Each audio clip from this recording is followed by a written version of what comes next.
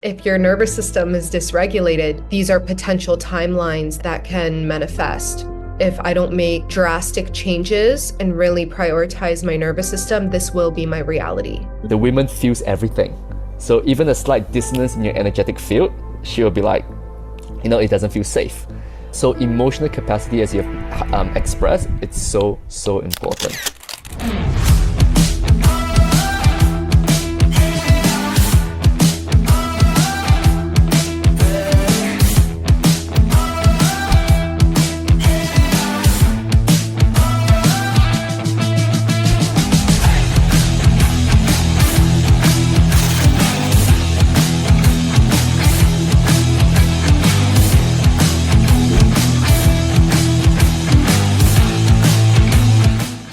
So, welcome to another episode of Unchaining Humanity, Talks to Ignite Global Freedom.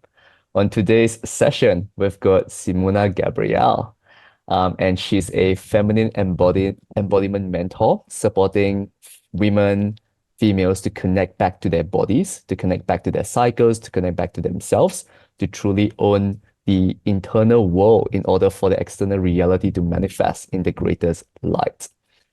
And what she is going to bring to the table is she's got experience and she's been diving deep into Chinese medicine, traditional medicine, and how that cultivates the inner world and your body towards the best light in terms of how you live your life, how you cultivate various habits, and how you essentially own all parts of yourself. Simona, welcome. Hello, welcome. Thank you for having me. Pleasure. So for everyone who is listening, I would love for you to share a little bit about who you are and your journey into stepping into feminine embodiment and what that means for you. So I was born and raised in Canada, and I grew up Catholic, and I went through the school system and was conditioned very young that what you did defined who you were. So this put me on a quest of wanting to become a doctor and attaching my worth to my career path. And in that, I began moving in a very masculine way of working all the time, studying all the time, and to develop my application. So in that, I was volunteering and I was doing lab work and all the things to just build my resume and my application. And through that, I became very burnt out and my nervous system was super dysregulated. And I was in and out of the hospital. I actually got diagnosed with early onset MS when I was like 20, 21 years old. So it was very visceral, my experience of being out of balance with my feminine nature and just pushing and going and full ride scholarship and accomplishments. And that was my driving force. So I started to have some different experiences. I started to dive into yoga. And while I was in the North, I started doing some courses in Indigenous studies. And I started learning from some elders. And during that time, that started to really change my perspective. And I started to look at things a little bit different. So one course turned into me minoring in Indigenous studies and volunteering a lot in reserve areas and learning from these elders. And another big awakener for me was traveling. I traveled a lot during that time in between school and work. And it started to open me up into what was possible and starting to see beyond the physical and starting to go into the emotional, into the mental, and into the spiritual, and seeing the holistic approach to the being. So there was this period that I was like, okay, I'm going to take a year off and just take a breather, and then I'll decide if I want to continue down this path. Yep. And my dad, he's a scientist, and he was like, well, why don't you try doing your master's? you can apply and it'll be a full paid for ride scholarship. You'll get experience, get to work in like some of the best labs in the country. And if you like it, then that's a possible option if you want to divert from going through the path of medical school and go more of like the PhD route. So I was thinking about it and I was like, you know what? Why not? It's 1 year. It was like pitched as 1 year. I was like, it's 1 year, one extra year at this point isn't going to make that big of a difference. It was 2 years. And because I didn't respect and listen to the slowing down, it was Mm, chaotic 2 years. I had like 6 family deaths this year. I ended a 4 year relationship. Like everything was just blowing up within and around me. And it was really challenging. I was working in the labs like 10 hours a day, and it just really wasn't for me. And my nervous system got reignited. And at this time, I made the promise to myself that the nervous system was needed to be tended to. And once I finished my master's, I would take the space and time to really tend to my nervous system and also start to really attune to my feminine intuition and what this side was. Like I was a research scientist at the time. So this was very far removed from yeah, my world, but I just had this innate calling, and I just remember the teachings from the indigenous studies and the elders I learned from about balance. So after that, after 6 years and being very much on this path, I left everything and I took a year off and I just traveled to very remote places, studying with more elders, no running water. We ate and slept on the floor, no electricity. So it was very primal and basic. And this is where I started to really connect into the more primal side of myself and when my feminine started to really come online. And then it's just been a journey of listening and yeah, following this impulse. yeah. And that is so important, hey? Like, think about that. Like, how many women who are very much caught up in the achieving academic meritocracy, external reality, like kind of accolades, stuff like that.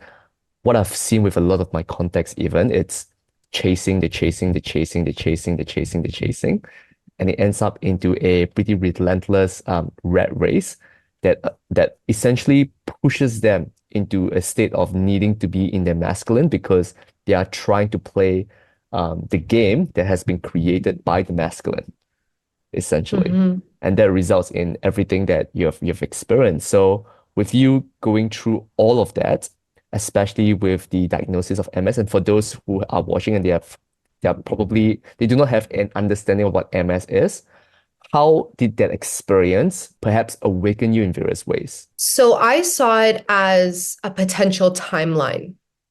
Mm, I saw it as a potential time. It's a neurodegenerative disease. yeah. So pretty much if your nervous system is dysregulated, these are potential timelines that can manifest. Mm, So I really saw it as, instead of taking it and identifying with it, yeah.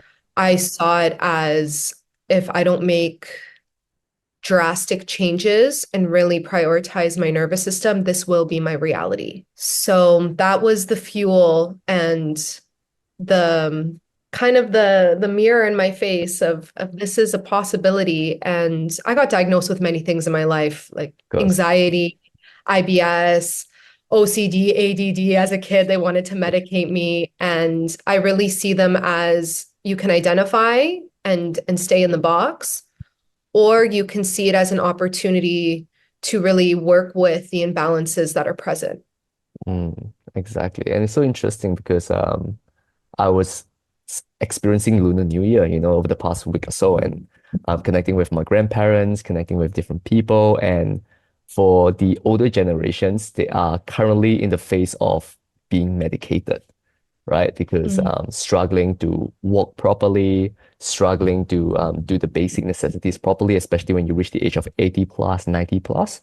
And it was so interesting. I was having a conversation with, like, we were sitting around the table, and my great aunt, She had a bunch of medication, and we were reviewing it, taking a look at it, and some of this medication have been diagnosed to her for like a year, 2 years, like 3 years extended. And I began to Mm, question this, and I would love to hear your thoughts and perspectives on this. I began to question this. I mm, began to be like, interesting. So imagine you being diagnosed with a specific issue or a specific symptom, and you're given a medication which validates the symptom, which validates the issue, and literally telling you that you are diagnosed with this specific issue for the next 1 year and 2 years, and you need to take this for next 1 year and 2 years, and then come back again to renew your medicine for the next 2 years, 3 years, 4 years. So for people who are very much in it and they have not literally awakened their awareness towards the matrix that is reality, what ends up happening mm, is I feel as though they get caught up in this narrative because now it becomes their reality. It becomes a reality that it's all there is. So they mhm, just sit back and just allow that reality to be, and they don't seek alternative modes of healing or medication or strategies to literally resolve the root cause rather than just the symptom itself. So what ends up happening is it becomes like, yep, I am this, I am that. When you have a certain belief system, it becomes your actual real experiences and it further informs your belief system. So it becomes almost like a very perpetual cycle of potential suffering and stuff like that. So what are your thoughts on mhm. this? I'm curious. Yeah, yeah, it's very interesting, and I feel that this is it's also a very nuanced and complex conversation. It's Mm, not so black and white of good or bad. There's a exactly. lot of nuances when it comes to this conversation. I'm going to share a story because I feel like in personal and embodied experience speaks a lot. So when I was doing my master's, I was working in a lab, and then simultaneously we were developing. I was in my master's was in molecular pharmacology, so studying Nice. the mechanisms of pharmaceutics. Perfect. Yeah. And I was working in the lab, so developing the actual testing the actual product or the medication. And the project I was working with was different. It was a different way of delivering medication. So a lot of times when we take oral medication, by the time it passes through the body, we're only getting a small percentage of the medication and its Mm, mechanism. right. That's one piece. Another piece is it's not delivered in a targeted specific manner, meaning it goes all over the Ah, body. yeah. So we were developing a product that was transdermal delivery, so through the skin as a cream. And the technology was really novel and really special because a lot of times the skin is such a protective barrier, it doesn't actually penetrate Yeah, and yeah, get yeah, deep yeah. into the System. layers. Yeah. So yeah, that was what we were first seeing how deep that it penetrated. And also the advantage of this was that it could be delivered in a targeted specific manner. Mm, So that was the lab piece. Then zooming out, I was working with in a diabetic clinic, which is a super widespread, massive problem.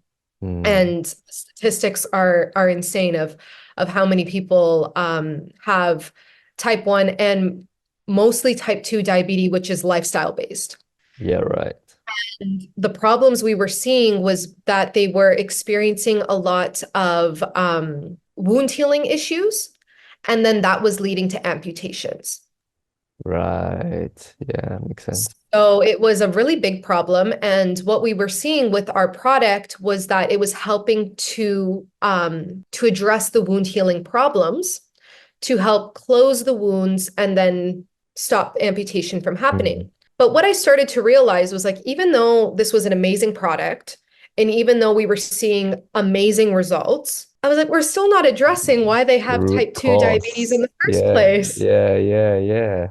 Makes sense. And the doctors were super passionate and like it was crazy like I was watching like in-person Yeah. amputations happening in the clinic. Like it was Wow. seeing like up to 100 people a day in this clinic, like so many people, and not really addressing like what were the emotional cues that was causing the imbalance, what were the lifestyle choices that were causing the imbalances. So that's when I really started to see a lot of the medicine more as a band-aid and kind of like a hamster on a wheel. Like we Yeah. were just running trying to serve all Yeah, these yeah, patients. like another rat race per se. Yeah. Not actually addressing what was imbalanced and what was present. And that's what really inspired me on my journey of natural medicine and different modalities to dive deeper and to start to address these pieces. And then, yes, working sometimes in tandem, but this piece is really missing in the modern system. Yeah, so interesting. I remember I was as I was watching all of this unfold, especially with the older generations, and I was, expressing to my dad, who was sitting around there. I was like, why don't she attempt potentially natural medicine or Chinese medicine per se, right? And his first response immediately right off the bat was that, oh, it wouldn't work now because modern medicine isn't strong enough, right, for it to work specifically. And that was his essentially his model of reality, right? And I began to consider that thought form, and I was like, oh, it's so interesting because everything serves a purpose, right? Whether it's Western pharmaceuticals or Chinese medicine, like they all have got nuances within the creation process that supports the resolution of the root cause and the symptom at the same time, right? So what if instead of trying to focus on only just one modality or two modalities, it's the integration of the modalities at play, where we don't only just focus on the symptoms, but we also focus on the root cause and the symptoms at the same time, because resolving the symptoms alleviate pain for them to literally elevate themselves beyond pain and suffering so that they're no longer in survival, fight, and flight to actually be able to resolve the root cause. Because when you're experiencing so much external pain, and that is the reality that they have known for so long, like not consistently experiencing that makes it very difficult for them to tune into themselves, within themselves, to resolve the root cause that's creating those symptoms. And that's what I see with a lot of people, like people who have experienced eczema issues, like severe chronic eczema issues, they get very caught up in the pain that it's very hard for them to be present and patient with the internal healing process that's manifesting itself as the external pain, right? So it becomes almost like where is the integration point between these different modalities of healing and cure per se? A couple of things are coming up as you say that. First, the first thing I want to just address is I agree is addressing the symptoms as well as the pattern. This is also this is Chinese medicine. So if someone comes in, the first thing with needling and addressing is the symptoms to bring some more ease, and then throughout the treatment series, you go deeper in. So yeah, just celebrating that piece.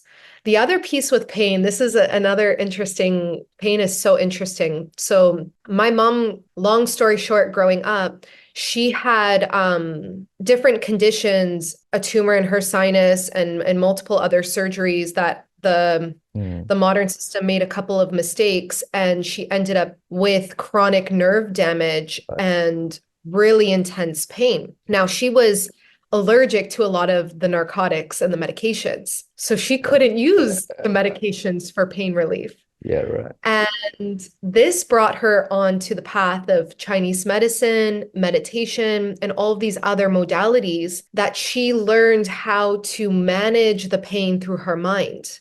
Mm, And this conversation of pain as perception as well, that like, yes, of course, she has a very physiological issue, yeah. and a nerve being severed. And her condition is like the suicide rate's really high because it's so Yeah. painful and it feels like electric shocks. Yeah. And she became immersed in different modalities to really calm the mind, focus the mind. And this is how she manages her pain to this day. Because it reminds me of a client that I worked with. So what transpired was he got into a very severe car accident, and essentially his legs were here, right, which means his spine was fucked, right? So he had to go through multiple different surgeries to even be able to like not have his legs amputated and so on and so forth, right? So he was wheelchair bound and so on and so forth, and he ended up like using a walking stick in various ways. And because the surgery was very the thing with surgery is there's always a risk of like a follow-up infection or something, and so on and so forth, or perhaps even death in the process, right? Because you're literally going into the body, cutting things up, like, and stuff like that. And because of what transpired after, he experienced a severe infection at the base of his spine, right, where everything was starting to pass up, and he needed to go back and resolve it. And he went through multiple surgeries, and none of them really supported him through that process until he chose to explore again alternative medicine, right? Specifically breath work, specifically the breath. In your practice is known as tea, right? And that's the breath. He went deep into quantum breath work, and he began to learn from different experts in terms of breath work. And as he begins to integrate that into his life, into his lifestyle, and so on and so forth, the dissonance that he felt in his lower spine began to resolve itself slowly but surely. And I think within a couple of years, after really integrating that into his lifestyle habit, it begins to heal to a point where he competed in Australian Ninja Warrior and came in fourth place or third place in the semifinals. Yeah. So this is the power of the different modalities at play, because a lot of people who have not been exposed to that, they see that as like, oh, magic, witchcraft, blah blah blah, so on and so forth, right? But there are enough of these narratives and case studies to actually, at least for most people, to actually intrigue the curiosity to explore. You know, you do not have to fully trust or understand or accept anything, but as long as you're open to the possibility, then the journey that comes forth for you allows you to just transcend your existing model of reality. And I think that's the beauty of like exploring all of these different modalities and going down this path specifically.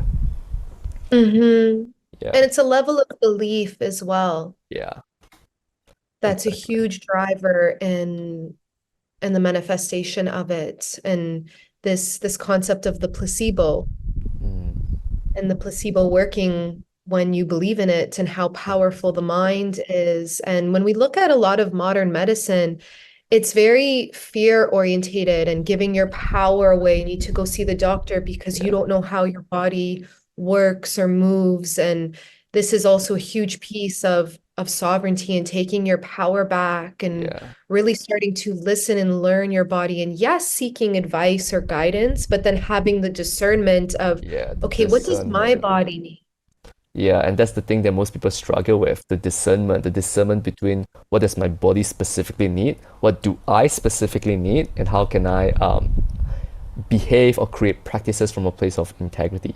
And this leads us into feminine embodiment, because Mm, I've worked with, it's so interesting. When I began to shift my energy and began to integrate aspects of my feminine, my clientele shifted from 90% men to 50-50, wow. right? And I began to really understand the different expressions at play. And with a lot of my women clients, a lot of what they struggle with the most, it's especially in business, is discernment. It's Mm, creating true boundaries for themselves, whether it's in the expression of their voice, in terms of collaborations and partnerships, or in terms of how they navigate their energetic cycles in their business, right? mm, So it's all discernment, right? Really, because the feminine's natural state of being, it's openness, it's unconditional love, mm. right? And that's why discernment is the integration of the masculine.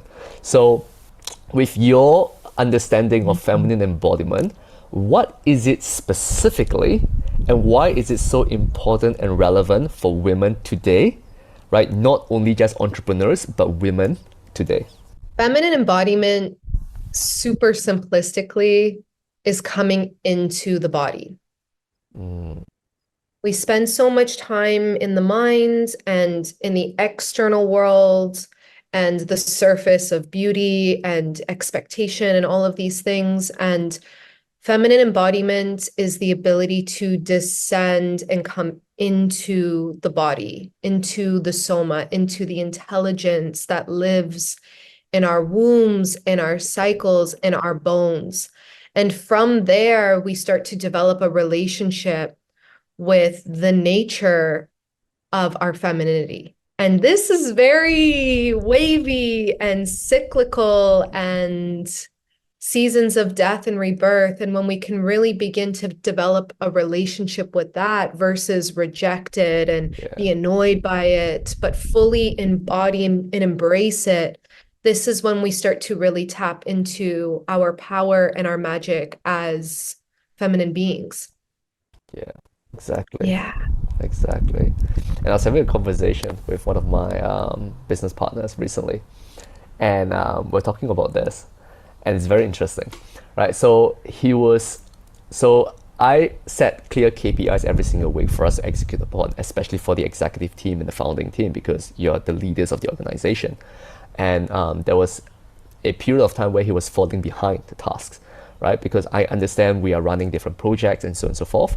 And then as we begin to dive deeper, he began to create this limitation or this projection of his of himself, and he's like, it's very difficult, you know how people create this mental model based on other people's borrowed beliefs and social conditioning and what the industry is telling you. So his projection was this. He was saying, I need for me to create that specific content, I need to be in my creative zone, which means I need to allocate time to be in my creative zone. You can't just be in your creative zone when you want to, and blah, blah, blah, and so on and so forth. And I looked at him, I was like, that is true to a certain extent. And at the same time, you are a man without the need to move through periodic cycles, which means that when you decide that tomorrow at 1 p.m. to 2 p.m. you want to be in your creative flow, you actually get to. You actually can, right? Whereas for the feminine, if they're going through periods of ovulation or periods of, bloodshed, right? It sometimes can be a bit difficult to be in your creative zone when you are actually literally dying. You're shedding that version of yourself internally and physically, right? So that was literally what I told him. And so based on your understanding of the cycles at play, how do you yourself navigate your business and your creation process with your cycles specifically, and how can other women do it as well? Hmm. Yeah, so the first piece is really honoring the bleed, because in the modern day, it's like you just take an ibuprofen and you crack on Yeah, and you right. show up. Yeah. And yeah, it's also like there's a shame that's also attached to it of like you don't really share it. Like a lot of time, I'm Mm, very open about my cycle. yeah. And even sometimes you can see the like, oh, I feel uncomfortable. Like you're telling me where you're at in your cycle. And Right. there's this shame that's embedded that we hide it. We hide that we're Mm, bleeding. We're hiding that we're going through these fluctuations. And this oftentimes, this restriction and constriction is then what causes the outbursts and the yeah. PMS and the mood swings versus just embracing it Yeah. and being like, I'm here. I feel raw. I feel primal. I feel like Yeah. more of this, like I'm sensitive. I'm going from so much energy to my gears are shifting. I'm slowing down and I don't really want to slow down, but I have to respect that I'm slowing down.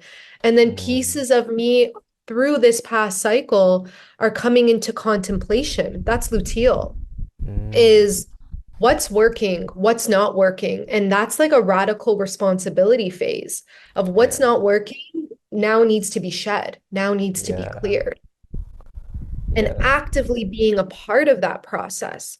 In business, I start to move into tasks that don't require as much mental juice. Yeah. So more admin, I'll move more into like my creative side that I can just get into a flow state and it's moving towards more yin. Mm, Whereas I'll do more of my tasks and getting stuff done when right after my bleed, moving from follicular into ovulation. That's my mm, spring, my summer, my fire is rising, and that's when I really allocate social events and yeah. my full capacity of my energy, core content creation, course Yeah. creation, stacking my clients more in that time. Whereas when I move into bleeding, I always go into my moon cave the first 2 days. And this is literally a retreat that Yeah. I go into deep rest. I sleep a lot. I have a lot of warm, keep my feet warm, keep my womb warm, keep my kidneys warm, Yeah. soups, nourishing, because the more that you honor this time, the more you're filling up your battery juices for the next cycle. So you'll actually Mm. have more power in your next cycle versus you have Yeah. no battery, running your battery, and then you're just depleted, and then you're just depleted, and then you're just depleted, and you Yeah. just Yeah. slowly, Yeah. Yeah. slowly put, and then you're just pushing by brute force versus it hits different when you have life force energy that's driving you versus you're Mhm. just running on fumes. Yeah. So cultivation is so important. And one more piece, and then I'll give you some space to tap in. In ancient traditions, this is when a woman was seen as most sacred when she was Mm. bleeding, most connected, Mm. and the women would retreat into red tents where Yeah. they would go into practice, they would connect with the divine because their veil is so thin when they're bleeding. And it was actually Mm. seen as a waste of time to do mundane tasks, Right. that they would be receiving the wisdom that then they would bring into their own lives, the wisdom for their men. So the men also really respected this time because they were getting all this, Downloads. these Yeah. drops, Yeah. yeah, of how they needed to move in life. So then they really worked and honored this time versus it's an annoyance in most times in modern day. Men are annoyed by it and annoyed by their women and that they're emotional and this story, and then women also feeling super annoyed by it. Whereas Yeah. switching that narrative of how beautiful and holy and sacred, and for men, an opportunity to really connect deeper with The emotion. the femininity of their Yeah. woman. Yeah, yeah, yeah. Exactly. Exactly. And based on my personal experiences, and let me know based on yours, it's it's so interesting because like what I've come to observe and witness and held space for, it's the fact that the pain during the phase of shedding, it's amplified if leading up to that period and that phase, the woman is mostly in her masculine and Mm, the pain amplifies because mm, she is essentially draining her energy, right, over and over again, and then going into the liminal phase and then shedding again, right? So what I've come mm, to realize is that if a woman is in her masculine for so long and then she enters into that phase, the pain amplifies and amplifies and amplifies. But if she's more in her feminine, in her flow, leading up to that phase, it's actually ease. It's less mhm, painful, less suffering, less mhm, needing to protect oneself in various ways. You know, that's what I've come to mhm, realize. Is that your experience mhm. as well? Pain is also pathology, so that's showing Mm. that the system is out of balance. Yeah.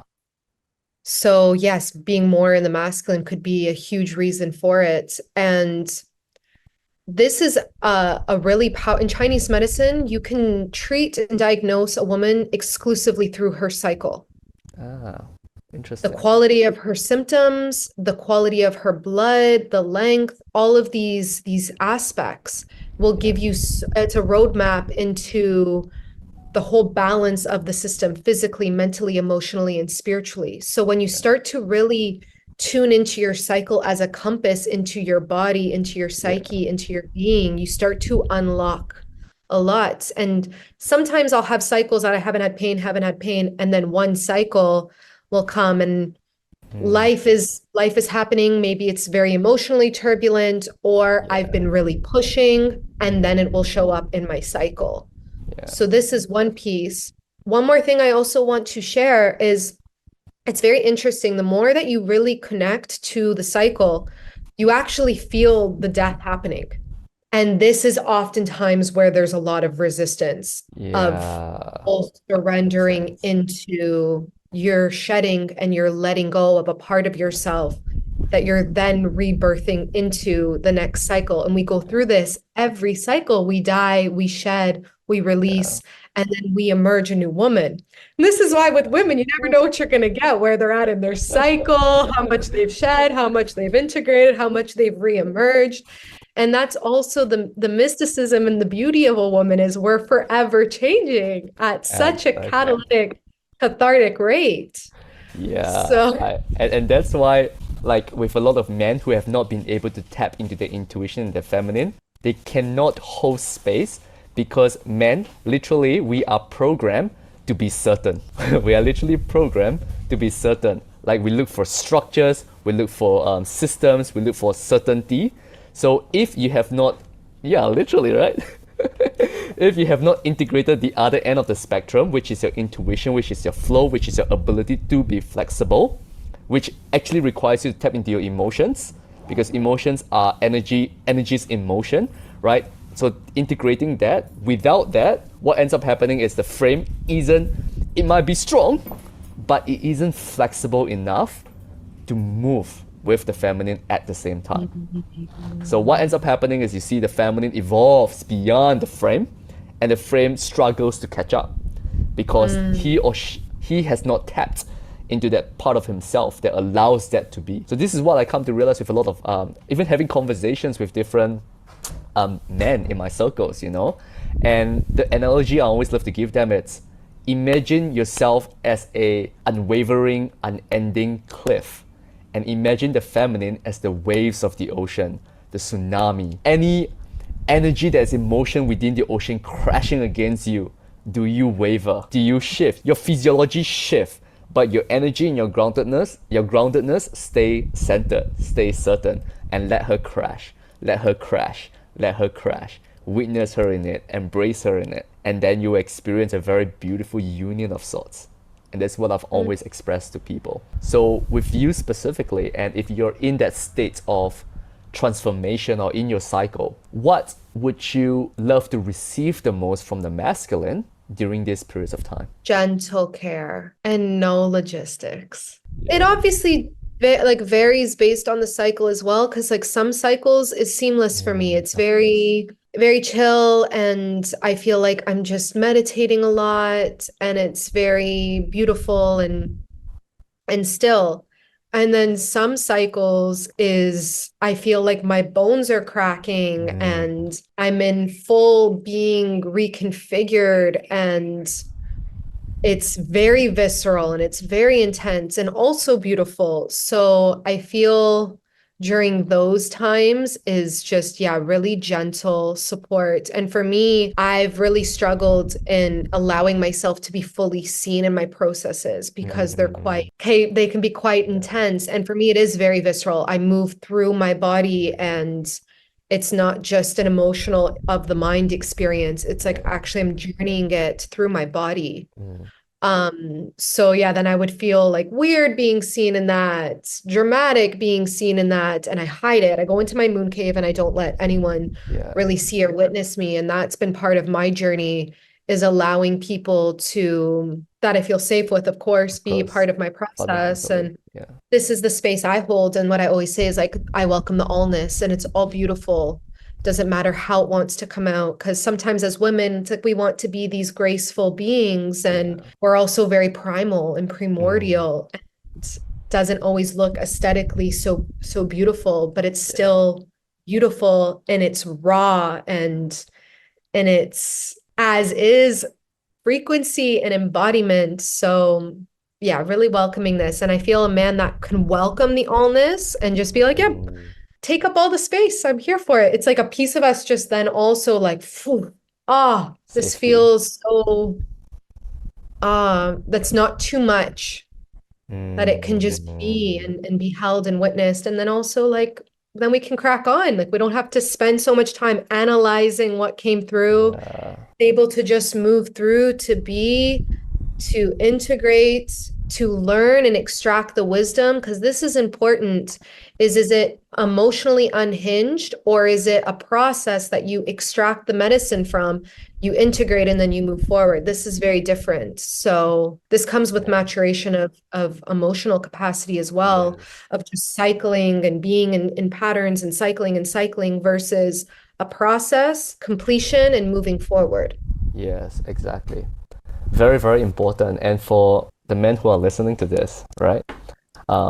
The thing is this, right? What I've seen with it's so interesting because my personal experience when I was up north and I was connecting with a very beautiful woman, and I remember she felt the calling to go into her own ritual of aesthetic dance, right? And that is for her, you know?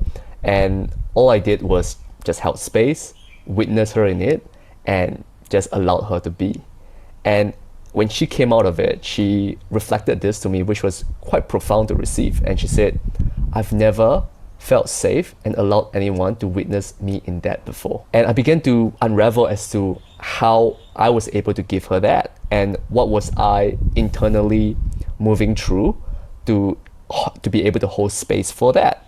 So for every single one of you who are listening right now, this is my process, because a lot of the times I think we, like for men, we witness a woman in her flow in everything about it. Sometimes our own potential judgments or projections or expectations come into play, right? Or like she is doing this because of this, or is she behaving this way because of it? Like all of this like noise starts to come, and then what ends up happening is this practice is for her, but then we make it about ourselves, right? Mm, So this projection requires us to be aware of course, like this is the human conditioning. These are the layers. So you can't just like, oh, it's not present, and you all of a sudden you repress it and then you feel guilt, right? Like you have to allow it to come and be like, interesting. I'm witnessing my projections in this moment. I'm mm, witnessing my expectations in this moment. Where is this coming from? And if this is for her expansion, why am I allowing my borrowed beliefs, social conditioning, whatever patterns to come forth to essentially dilute, her expansive experience in and of itself? So in that process, I was able to let go and release that part of myself to be able to simply hold space for her and for her only, right? And to embrace the beauty that is the feminine flow. And this is what is very, very pivotal for a lot of men. If you aren't able to sit with yourself in that moment, it's never like let's take time to meditate and then we are evolve in various ways. It's usually in those moments as they come. What do you do? What do you do then? Right? Because those moments come quick and fast, right? And the women feels everything. So even a slight dissonance in your energetic field, she'll be like, it doesn't feel safe, right? So emotional capacity, as you have expressed, it's so, so important. The safety is super important. And a piece that's coming through as well is I had a mentor Mm, one time. He just one time, many times he said this to me of just, I'm an intense being. I feel intensely and I move intensely. And sometimes I feel like it's too intense for me. That's part of the mm, story as well. Never mind for someone else. It's like yeah, I don't even know how to hold and contain all of this feeling and yeah.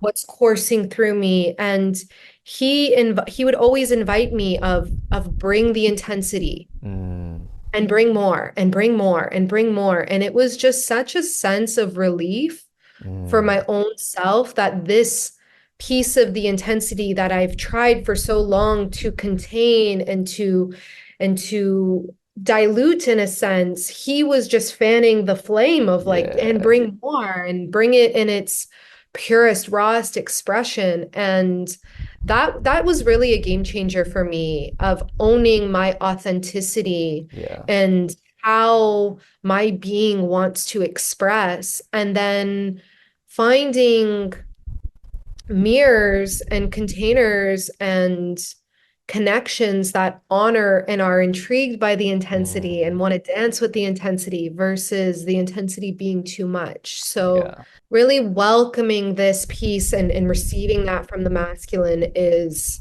such deep medicine. Yeah, exactly. Exactly. Yeah. Full expression, suppression and Mhm. repression only leads to implosion and explosions, right? So really, really full expression. And when we begin to embody that within ourselves and honor that within themselves, then we naturally look for environments and be in spaces and be with people who are able to hold that with us, right? And Mhm. that's the most beautiful part about connections, because if a connection you're in literally requires you to suppress parts of yourself, I don't think that connection is the most ecological or the most expansive to continually be in, right? Mm. And this leads us to this importance or relevance of, for the feminine, for you, and based on your experience, what is the meaning of sisterhood and how Mm. important is that? And what is that specifically for a lot of people who are potentially exploring maybe connections in their life, whether it's friendships or acquaintances or so on and so forth? Like, what is it for you? Sisterhood is essential and it's fundamental. Yeah. It's coming back to this piece with the red tents of how women would gather together and be in ceremony together. And for me, the most magical moments in sisterhoods is not when we're talking, it's when we're being Yeah, and we're just right. feeling, and it's amplification of love, of heart, of womb, and to be held again in the allness.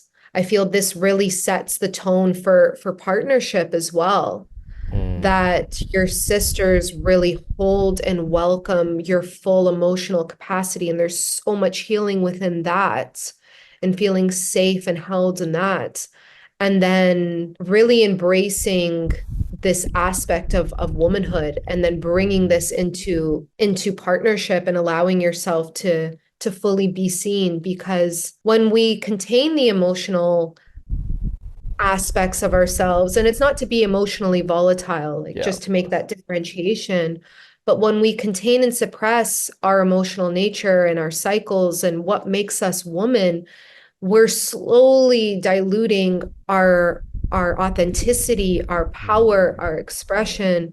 So I feel sisterhood is just really the strengthening of this piece of allowing the essence to reemerge. And also what I love about sisterhood is it's different fractals and different mirrors, all faces yeah. of the goddess intertwined into Yeah. one. And I want to share one more little piece with an experience. I went to a yoni egg cultivation Mhm. 3 days with women, and it was so beautiful because we would go around. There was 28 different women, all ages, international, all walks of life, and Mm, each story of shame right. we all had an Wow. experience of, Yeah, yeah, and wow. each story of joy and connection and ecstasy we all had an experience of. Unity, So diversity. I love it. yeah, and it's how different and it all exists within you. So the more Mm, that you relate in sisterhood, it's like the more you see the different sides of yourself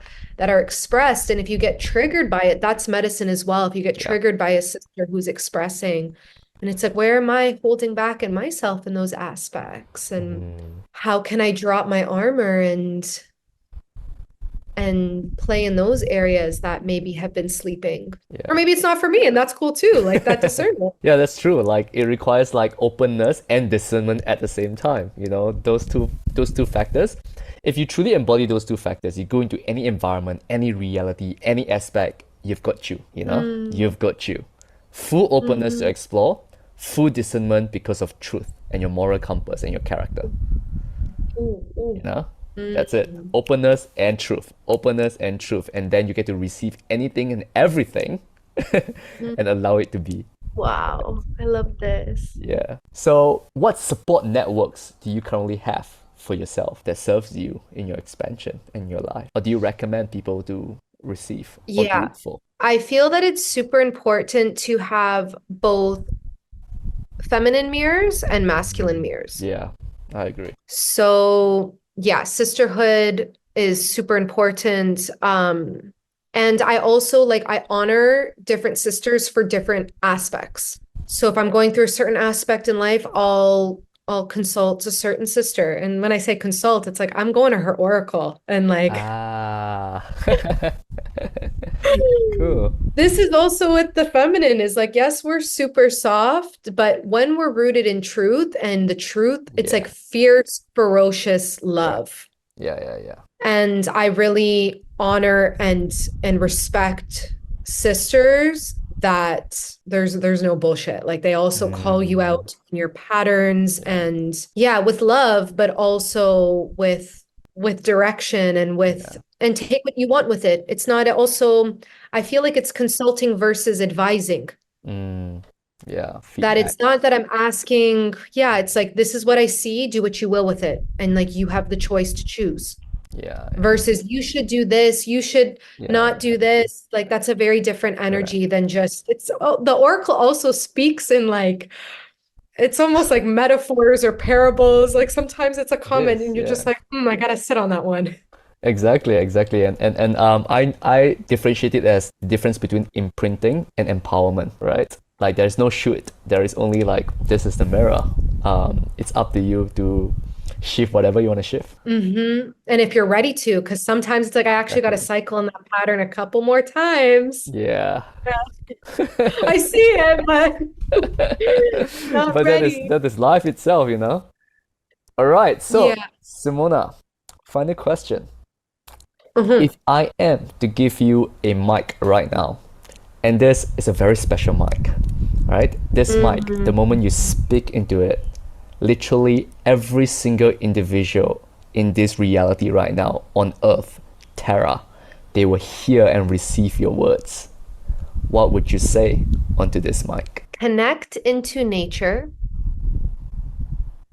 connect into your body, and you will learn marvelous things.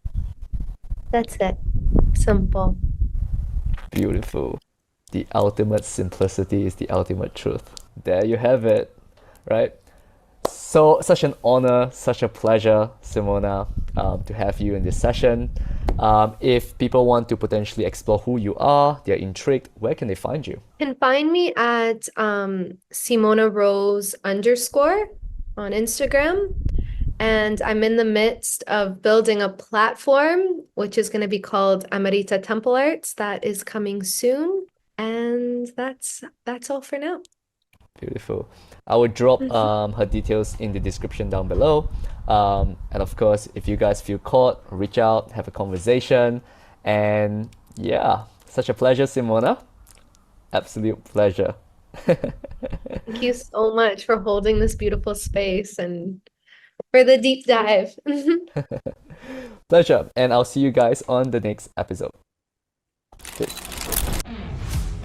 Thanks for watching. If you enjoyed this episode and believe in our mission to create a positive impact in the world, hit that subscribe button so you never miss our epic content. If it inspired you, share on social media. Imagine the ripple effect we could create together. Don't forget to tag me using my social media handles in the description below. We have some mind-blowing episodes coming up that you won't want to miss. Together, let's create a wave of change. Stay curious, stay inspired, and I'll see you in the next one.